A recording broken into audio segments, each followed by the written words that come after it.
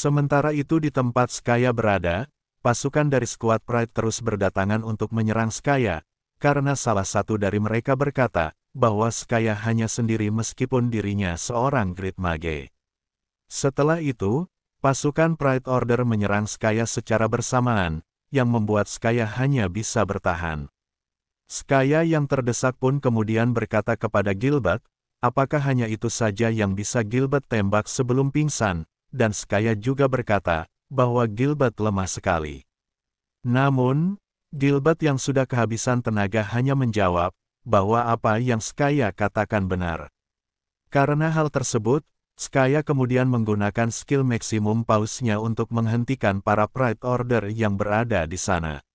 Setelah itu, saat para Fiend Order berhenti bergerak, Skaya langsung menggunakan skill Liklone sembari berkata, bahwa para Pride Order tersebut tidak layak untuk diserang dengan menggunakan skill tersebut, namun keadaannya darurat, jadi dirinya harus menggunakan itu. Setelah berkata demikian, pusaran angin besar pun terbentuk di tempat Skaya berada, hingga membuat air laut terangkat dan sambaran petir muncul di mana-mana. Sementara itu, salah satu Fiend di sana memberitahu rekannya agar mereka tetap bertahan, namun karena skill Skaya terlalu kuat, para Fiend itu pun harus terhempas satu persatu, bahkan skill tersebut hingga membangunkan naga yang sebelumnya telah pingsan. Seo Junho, apa seperti ini rasanya menanggung semuanya sendiri, tanpa ada tempat untuk mundur?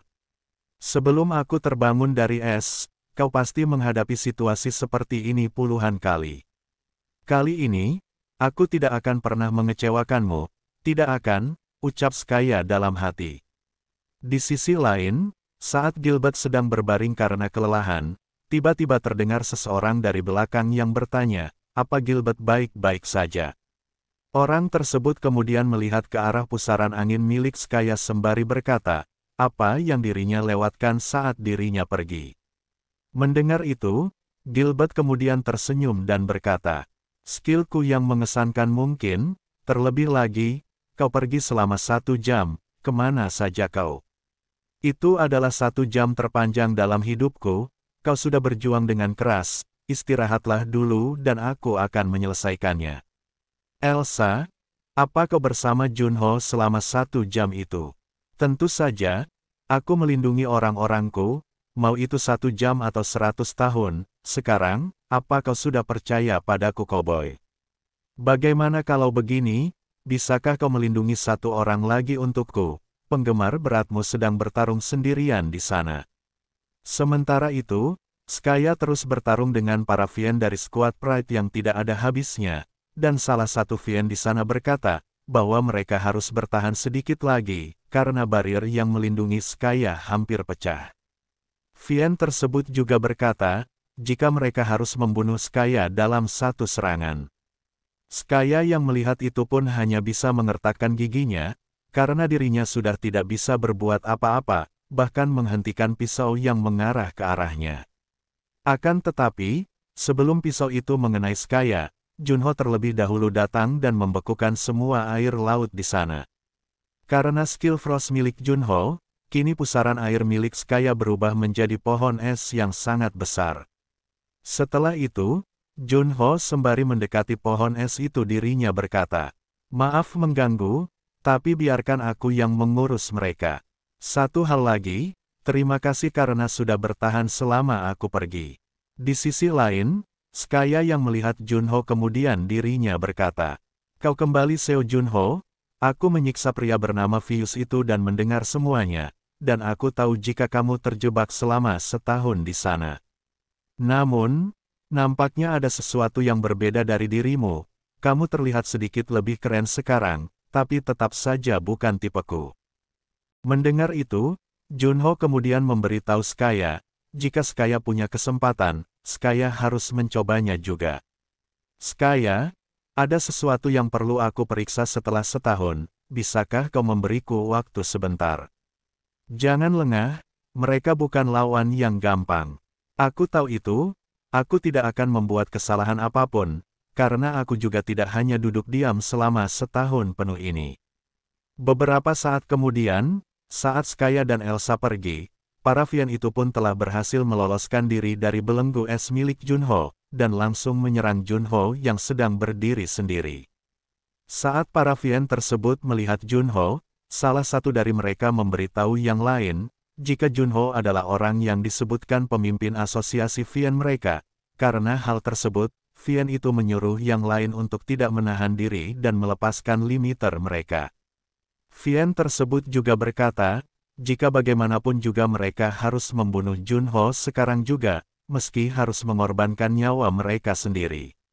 Setelah berkata demikian, para Vien Pride Order tersebut seketika langsung berubah menjadi mirip monster dengan gigi-gigi tajamnya.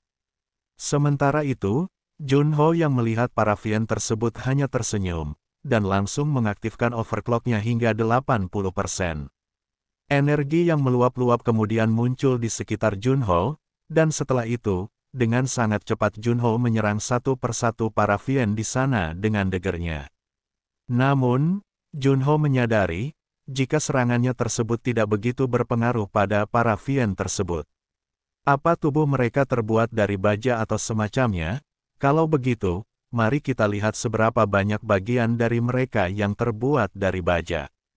Setelah berkata demikian, Junho kembali menggunakan skill Frost-nya untuk membekukan para Vien tersebut bahkan hingga ke dalam pembuluh darahnya. Setelah itu, Junho kemudian mengeluarkan sebuah pedang, dengan gerigi tajam yang berputar seperti gergaji mesin, dan langsung menebas semua Vien yang berada di sana. Di sisi lain, Skaya yang melihat Junho dari kejauhan bertanya kepada Elsa, apa yang sebenarnya Junho pelajari selama setahun di ruangan itu. Elsa pun kemudian menjawab, bahwa meskipun hasilnya tidak sepenuhnya sesuai standar, itu sudah lebih dari cukup. Dengan laut di sekitar kita dan hujan yang baru saja turun, ini kondisi yang sempurna bagi Junho untuk menggunakan skill Frost miliknya. Para Vien ini memilih hari yang salah untuk melawannya, ucap Skaya di atas monster naga yang telah dijinakkannya. Setelah itu, Skaya lanjut memberitahu Elsa, bahwa meskipun Junho hanya seperti seorang pemeran utama, tapi Junho punya cara untuk membuat hati seseorang berdebar. Di sisi lain, Junho yang sudah selesai menghabisi para Vien dari skuad Pride Order, dirinya langsung menghela nafas dan sembari melihat ke arah matahari terbenam, Junho bergumam, jika dirinya telah kembali. Beberapa saat kemudian, Junho yang melihat Skaya dan Gilbert menghampiri dirinya kemudian berkata, bahwa mereka tampaknya sangat senang melihatnya. Gilbert pun lalu bertanya, ada apa dengan Junho sebenarnya? Karena dengan waktu 1 jam saja, itu bisa membuat Junho mengalami perubahan yang cukup besar. Namun, sebelum sempat Junho menjawab pertanyaan tersebut, tiba-tiba ada sesuatu yang bicara di belakangnya, dan seketika itu Junho langsung menoleh ke sumber suara. Terima kasih manusia, dalam 728 tahun aku hidup, aku tidak pernah mengalami kesulitan seperti ini. Ini tidak banyak, tapi anggap saja ini sebagai hadiah untuk bantuanmu hari ini. Gunakan dengan baik, kau bisa membuat senjata atau armor darinya, atau mengubahnya menjadi karya seni, bagaimanapun, itu akan sangat berharga. Tapi, aku punya pertanyaan untukmu. Jika mereka berhasil mengendalikanku, apa yang akan kau lakukan, ucap sang naga hitam. Aku tidak akan membiarkan itu terjadi, tapi untuk berjaga-jaga, aku sudah menyiapkan mental, jawab Junho. Keberanian yang luar biasa, White Knight. Baiklah, selamat tinggal manusia. Beberapa saat kemudian setelah naga itu pergi, Junho terlihat sedang memegang sebuah sekop sambil bergumam, jika untungnya dirinya bisa melihat ingatan sang komandan. Setelah itu, Skaya yang sedang ingin melakukan teleportasi berkata, bahwa dirinya telah menempatkan sebuah penanda, dan Skaya lalu bertanya kepada Junho, apakah Junho masih ingat cara untuk menemukan penanda. Junho pun kemudian menjawab, bahwa dirinya masih ingat teknik-teknik semacam itu. Di sisi lain, Gilbert yang melihat Skaya nampak senang berkata kepadanya, jika Skaya nampak dalam mood yang sangat baik. Mendengar itu, Skaya lalu memberitahu Gilbert, bahwa memburu para Vien itu menghilangkan stresnya. Setelah berkata demikian, Skaya lalu bertanya kepada Junho, mengapa Junho membawa sekop. Junho pun kemudian berkata, bahwa dirinya telah memasang beberapa bom dwarf di tempat tersebut, jadi sekarang dirinya harus menggali semuanya kembali. Skaya pun kemudian lanjut berkata, apakah Junho ingin dirinya membantu? Junho yang mendengar itu pun memberitahu Skaya, jika itu tidak perlu, karena dirinya ingin meluruskan pikirannya terlebih dahulu sembari menggali bom-bom tersebut. Skaya pun mengerti dan lanjut berkata, bahwa dirinya akan langsung menuju Magic Tower. Mendengar itu, Gilbert kemudian bertanya kepada Skaya, apakah dirinya benar-benar ingin pergi ke sana. Skaya pun lalu membenarkan perkataan Gilbert dan memberitahunya, jika setiap pengguna magic yang layak ada di sana, karena hal tersebut, mungkin saja dirinya bisa belajar beberapa mantra ataupun spell baru. Di sisi lain, Junho terus memandangi Skaya dan Gilbert sambil mendengarkan perkataan Gilbert, jika Gilbert akan bergabung dengan Arthur untuk melatihnya Watchman sembari melatih dirinya sendiri. Setelah itu, Gilbert kemudian bertanya kepada Junho, bagaimana dengan dirinya. Junho yang mendengar itu kemudian menjawab jika dirinya belum tahu, dan akan berpikir sembari menggali tanah. Junho juga berkata, jika Skaya dan Gilbert begitu kuat, bahkan dari sudut pandang objektif, karena hal tersebut, dirinya kini tidak khawatir kemanapun mereka pergi. Sementara itu, Elsa yang nampak kesal berkata, jika Gilbert bahkan tidak menyebutnya, dan Gilbert pun yang mendengar itu kemudian tersenyum sembari mengangkat jempolnya sembari berkata, bahwa Junho dan Elsa pasti akan baik-baik saja. Mendengar itu, Elsa kemudian tersenyum dan langsung memberi isyarat yang sama seperti Gilbert. Kemudian, Gilbert memberitahu Junho, jika Junho membutuhkan dirinya akan selalu siap membantunya, begitupun juga dengan Skaya. Junho pun mengerti, dan setelah itu Junho meminta Skaya untuk memindahkan Gilbert dengan layanan taksi Skaya, yang sering mereka lakukan dahulu. Junho pun tidak lupa meminta kepada Gilbert, agar Gilbert menyampaikan salamnya kepada Arthur. Junho juga tidak lupa berpesan, agar mereka berdua sukses di tempat mereka masing-masing. Setelah itu, Skaya dan Gilbert pun mulai melakukan teleportasi, meninggalkan Junho dan Elsa sendiri. Kontraktor, sekarang hanya tinggal kita berdua, aku punya banyak hal yang ingin ku katakan padamu. Sudah ku bilang kristal es itu harus transparan baru sempurna, berapa kali aku harus mengulanginya. Ayolah, itu pertama kalinya aku menggunakannya dalam pertempuran sebenarnya, ucap Junho. Kita berlatih selama setahun penuh di bawah bimbinganku, tapi tetap saja belum sempurna, saut Elsa.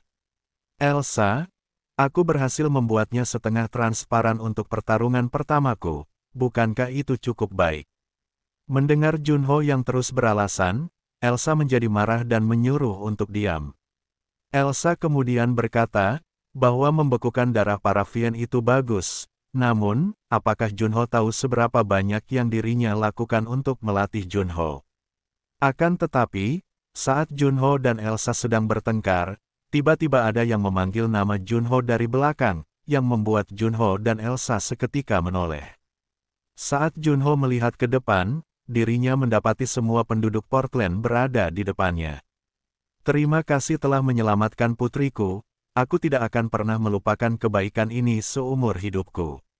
Berkatmu dan rekan-rekanmu, aku bisa bersatu kembali dengan ayahku dengan selamat. Aku tidak pernah membayangkan akan mendapatkan bantuan dari seorang player, dan kupikir semuanya sudah berakhir, tapi terima kasih banyak. Terima kasih telah menyelamatkan adikku Tuan, maksudku player Seo Junho, terima kasih telah melindungi desa kami. Terima kasih player Seo Junho, kau adalah pahlawan terhebat. Setelah itu, semua orang berkata dengan serempak, terima kasih pahlawan, yang membuat Junho terkejut akan ucapan tersebut. Junho pun kemudian membayangkan dirinya dulu, saat masih menjadi Spectre, seorang pahlawan bagi semua orang. Junho pun kemudian menundukkan badannya dan dengan lembut berkata, aku hanya melakukan apa yang seharusnya, aku masih harus banyak belajar. Tapi, terima kasih banyak sudah berpikir baik tentangku. Di sisi lain, Elsa yang mendengar itu kemudian bergumam. Meskipun kau tidak pernah mendengarkan apa yang kukatakan, sepertinya pada akhirnya aku memilih kontraktor yang baik. Sementara itu, di sebuah ruangan yang belum diketahui tempatnya, Sun Chaewon, yang merupakan ketua dari Guild Silent Moon, sambil melihat berita dari jendela sistemnya berkata, player Seo Junho bisa menggunakan skill elemen Ice, sementara Grid Mage dan Grey Envoy memusnahkan 100 Vien bersama. Sekarang, asosiasi memperkuat tingkat kewaspadaan mereka. Kepala informasi, apa pendapatmu tentang rumor ini? Mendengar pertanyaan tersebut, kepala informasi dari Guild Silent Moon pun berkata, bahwa dirinya pikir itu sangat kredibel, terutama karena informasi tersebut berasal dari Istana Kekaisaran, terlebih lagi, penduduk lokal juga bereaksi tentang hal tersebut. Sun Chaewon setuju dengan pendapat kepala informasinya, karena berdasarkan informasi seorang intel memang seperti itu. Namun, Sun Chaewon masih tidak menyangka tentang hal tersebut. Kepala informasi pun kemudian bertanya kepada ketua guildnya, apa yang membuat dirinya begitu yakin. Sun Chaewon kemudian berkata, jika monster yang melindungi selatan benua Ruben, yaitu Leviathan, secara langsung menyebutkan nama Seo Junho.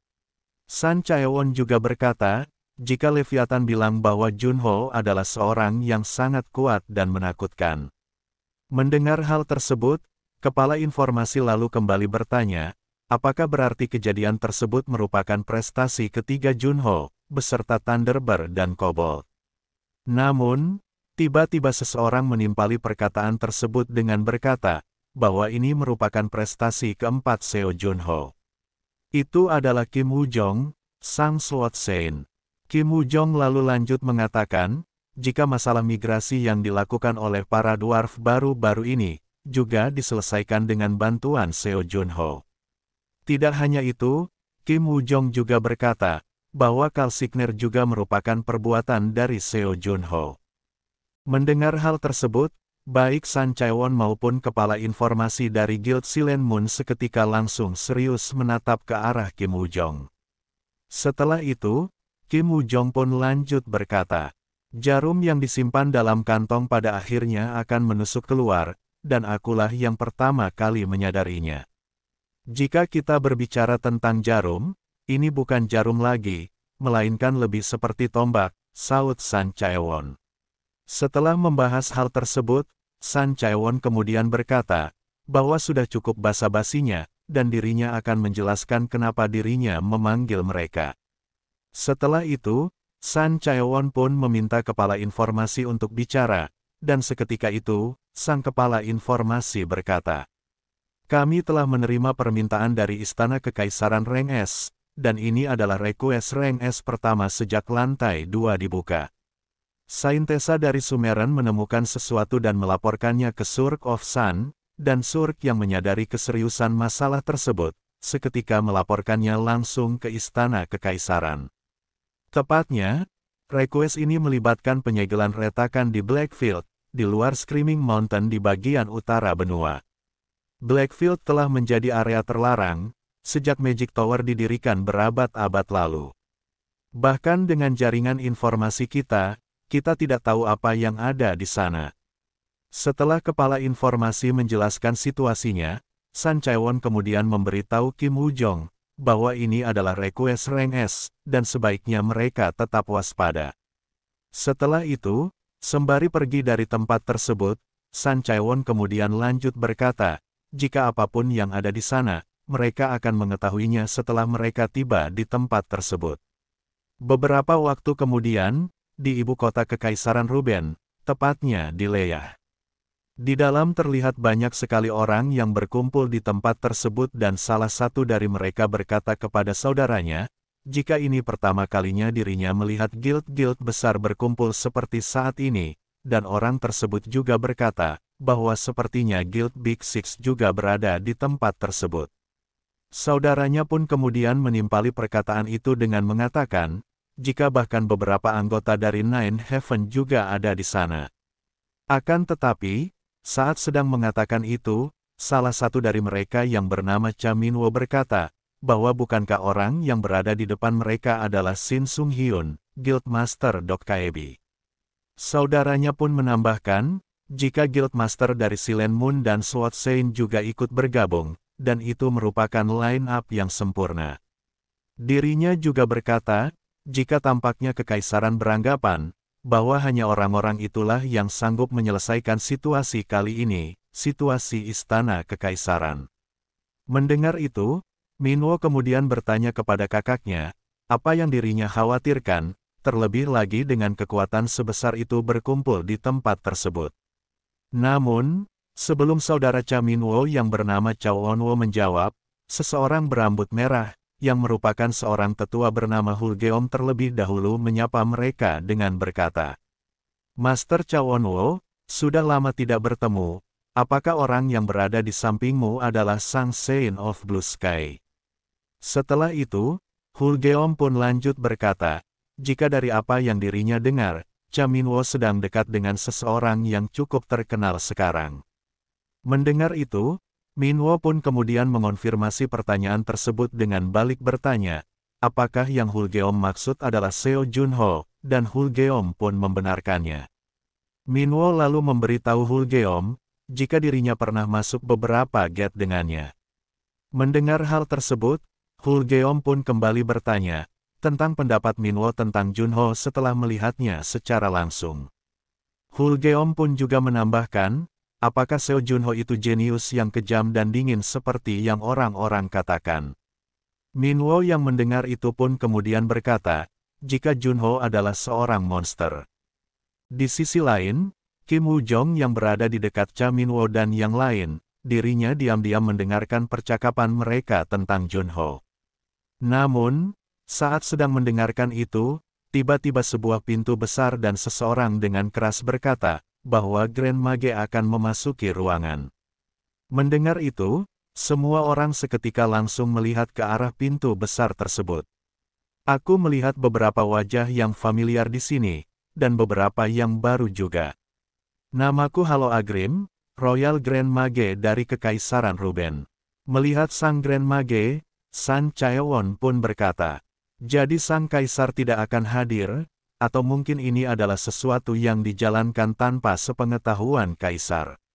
Di sisi lain, saat sang Grand Mage sudah berada di tengah-tengah ruangan tersebut, dirinya kemudian lanjut berkata, sebelum kita mulai pertemuan ini, semua informasi yang dibagikan hari ini tidak boleh diungkapkan di luar ruangan ini.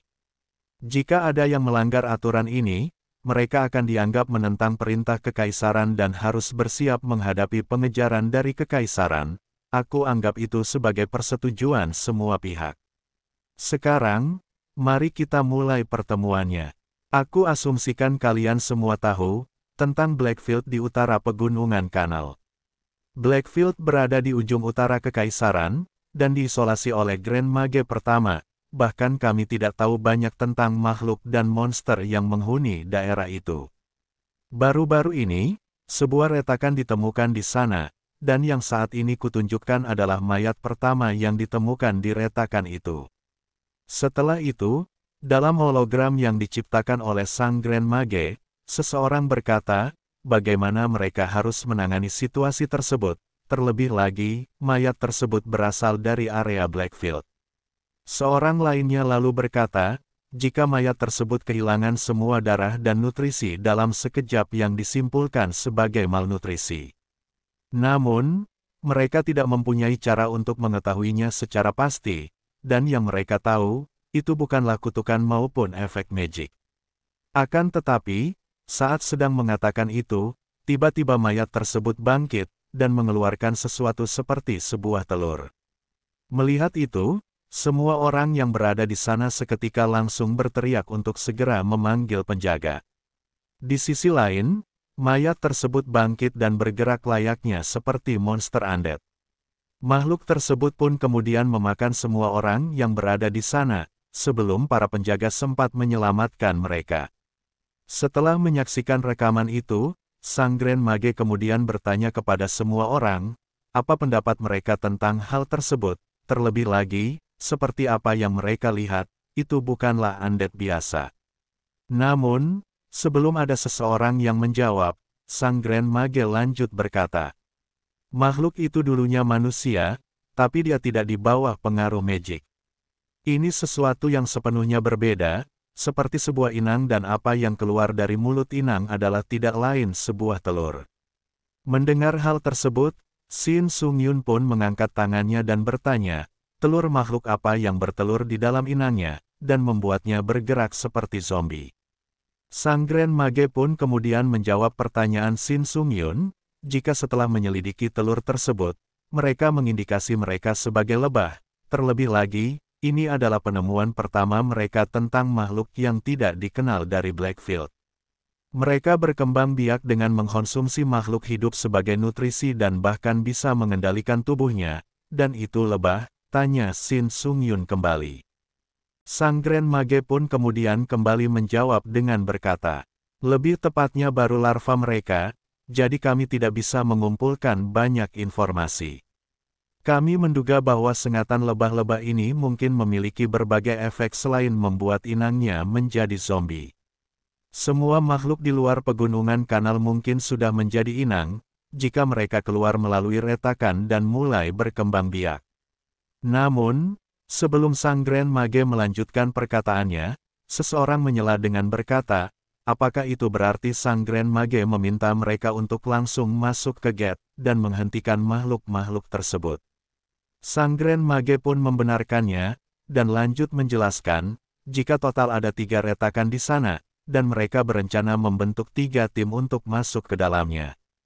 Terlebih lagi, mengingat situasi yang genting, Grand Mage mengatakan, jika reward yang akan peserta dapat dalam raid tersebut akan menjadi yang tertinggi yang pernah ditawarkan. Sang Grand Mage juga berkata, bahwa setiap peserta bebas merekrut siapa saja yang mungkin bisa membantu misi tersebut, dan Istana Kekaisaran akan menanggung biaya itu semua. Mendengar hal tersebut, baik Shin Sung-yun, maupun Kim Woo-jong berpikir, bahwa hanya ada satu orang yang bisa mereka pikirkan. Sementara itu, Junho yang sudah kembali dari misinya di Portland, dirinya terlihat sedang melakukan olahraga, sedangkan Elsa sedang sibuk memakan apa saja yang ada di hadapannya, setelah terkurung dalam ruangan milik Bushen selama 1 tahun penuh. Elsa, bukannya kau makan terlalu banyak? Kalau begini, kau jadi segendut babi gimana? Tidak, tidak akan pernah, kontraktor. Bukannya kamu juga makan banyak saat kita kembali dari Portland? Kalau aku menjaga berat badanku dengan olahraga, jadi. Akan tetapi, sebelum Junho menyelesaikan perkataannya, dirinya tiba-tiba mendapat pesan dari seseorang. Junho pun kemudian memeriksa pesan tersebut di jam vitanya, namun, saat Junho melihat jika yang mengirim pesan adalah Kim Woo-jong dan Shin Sung-yun, dirinya seketika terkejut dan berkata, kombinasi macam apa itu? Dalam pesan tersebut, Kim Woo-jong berkata, jika dirinya telah mendengar tentang prestasi Junho saat ini, dan dirinya kemudian bertanya, apakah Junho mau bekerja sama dengannya. Sementara itu, Shin Sung-yun berkata, jika Guild Dokkaebi mereka ingin meminta bantuan dari Junho. Beberapa saat kemudian, Deokgu yang nampak terkejut tiba-tiba masuk ke ruangan Junho dan bertanya kepadanya, apa yang Junho lakukan di lantai 2. Akan tetapi, Junho yang mendengar itu tidak menjawab pertanyaan dari Deokgu, namun, dirinya dengan santainya bertanya, apa kabar Deokgu dan apakah dirinya sudah makan. Deokgu pun yang mendengar itu seketika langsung marah dan berkata, bagaimana Junho bisa setenang itu, di saat Big Six dan guild-guild besar di seluruh dunia sedang mencari dirinya. Setelah itu, sembari melempar berkas ke atas meja, Deokgu kembali bertanya kepada Junho, mengapa mereka mencarinya, terlebih lagi, dirinya mendengar jika Junho mengungkapkan kekuatannya. Akan tetapi, lagi-lagi Junho menjawab dengan singkat, jika dirinya hanya mengungkapkan skill Frost-nya. Mendengar hal tersebut, Deokgu sembari duduk berkata, jadi itu alasannya, dan yang terpenting, semua ini adalah dokumen yang meminta untuk meminjammu. Ayo kita lihat bersama, aku juga membawa informasi baru. Istana Kekaisaran sedang mau memindahkan pasukan ke Screaming Mountain, dan Blackfield terlihat mencurigakan. Mendengar kata Blackfield dari Deokgu, Junho yang tidak tahu itu kemudian langsung berkata, "Apa itu Blackfield?" Deokgu yang mendengar hal tersebut pun kemudian menjawab, bahwa Blackfield adalah sebuah wilayah yang disegel oleh Great Mage pertama di luar pegunungan. Deokgu juga berkata, jika tidak ada penduduk di sekitar pegunungan itu, jadi tidak ada alasan untuk mengirim pasukan ke sana. Mendengar penjelasan tersebut, Junho pun mengerti, dan Deokgu juga menyadari, bahwa itu adalah alasan kenapa semua guild besar menginginkan Junho. Di sisi lain, Junho bergumam, bahwa apapun yang terjadi, itu pasti di luar kendali Istana Kekaisaran. Deokgu pun membenarkan perkataan Junho, karena Kaisar Kekaisaran Ruben biasanya suka menangani segala sesuatu sendiri. Deokgu juga berspekulasi, bahwa jika mereka menyerahkan sesuatu seperti itu sepenuhnya kepada guild. Namun, sebelum Deokgu menyelesaikan perkataannya, Junho terlebih dahulu memotongnya dengan berkata, bahwa itu berarti sangat berbahaya. Setelah itu, Deokgu tiba-tiba mengambil berkas yang dipegang oleh Junho sembari berkata, bahwa Junho tidak boleh terlibat dalam masalah tersebut. Mendengar itu, Junho lalu bertanya kepada Deokgu, jika dirinya terkenal bukankah itu hal yang baik, namun, Deokgu menjawab, bahwa orang-orang tidak menginginkan bekerja bersama dengan Junho, karena Istana Kekaisaran menyewa guild hanya untuk meminimalkan kerugian mereka sendiri. Sementara guild-guild yang mencari Junho, hanya untuk menyelamatkan anggota grup mereka. Deokgu juga berkata, jika misi kali ini sangatlah berbahaya. Namun, Junho yang mendengar itu berkata, jika dirinya tahu itu, dan karena itulah dirinya tidak bisa menolak. Junho juga berkata, jika Spectre menolak bahaya, maka nilainya sebagai produk akan menurun. Deokgu yang mendengar itu seketika terkejut, dan saat dirinya ingin mengatakan sesuatu, Junho terlebih dahulu mengajak Deokgu untuk membuka lelang, yang membuat Deokgu semakin bingung. Melihat kebingungan Deokgu, Junho kemudian lanjut berkata, "Mari kita jual diriku kepada penawar tertinggi, baik itu Spectre atau Seo Junho. Siapapun yang menawar tertinggi akan mendapat kesempatan untuk bekerja denganku." "Junho, berkatmu Big Six akan berkumpul untuk pertama kalinya, dan semoga tidak ada yang terjadi," saut Deokgu. Keesokan harinya, di gedung asosiasi player, terlihat Shin Sung-hyun sudah berdiri di depan gedung asosiasi dan seseorang dari belakangnya berkata, bahwa sudah lama sejak terakhir kali mereka datang ke gedung asosiasi player Korea. Shin Sung-hyun pun membenarkannya, dan dirinya lanjut berkata, jika sudah lama sejak dirinya berada di lantai pertama. Setelah berkata demikian, Shin Sung-hyun pun kemudian mulai memasuki gedung asosiasi player Korea bersama bawahannya, dan terlihat juga Kim Woo-jong beserta dengan Sun Chae-won, ketua Guild Silent Moon yang juga berada di sana. "Aku penasaran guild mana yang akan mendapatkan Spectre hari ini?